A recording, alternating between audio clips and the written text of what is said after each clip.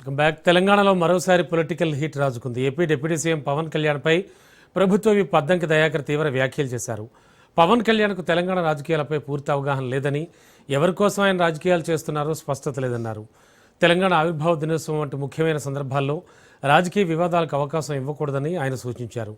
ప్రజల మధ్య చిచ్చు పెట్టే ప్రయత్నాలు ఏ రూపంలో అయినా అంగీకరించరాదని ఆయన స్పష్టం చేశారు. మోదీ గారికి బీజేపీ మిత్రులకు చెప్తున్నది ఏంటంటే, పాపం పవన్ కళ్యాణ్ని బలి చేయకండి. ఎందుకంటే ఆయనకు రాజకీయం తెలియదు.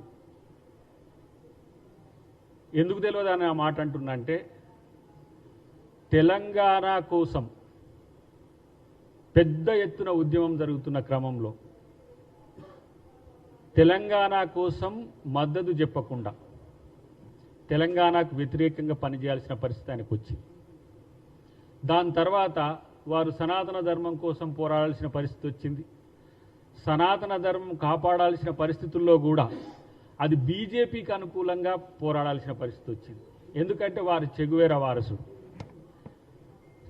వారసుడు సనాతన ధర్మం కొరకు పోరాడాల్సి రావడం మరి ఆయనకి ఏ విధంగా కనిపించిందో కానీ భారతదేశానికి, తెలంగాణ, ఆంధ్రప్రదేశ్ ప్రజలకు మాత్రం కొంచెం ఇబ్బందికరంగా మారిన పరిస్థితుల్లో ఇప్పుడు తెలంగాణలో తెలంగాణ వాళ్ళ మధ్యనే వైరుధ్యాలు సృష్టించడానికి, తెలుగు వాళ్ళ మధ్యన వైరుధ్యాలు సృష్టించడానికి, తెలంగాణ ప్రశాంతంగా అభివృద్ధి సంక్షేమం వైపు గౌరవ ముఖ్యమంత్రి గారు రేవంత్ రెడ్డి గారి నేతృత్వంలో జరుగుతున్న క్రమంలో పవన్ చిచ్చుబుడ్డిని పెట్టాలని బీజేపీ ప్రయత్నం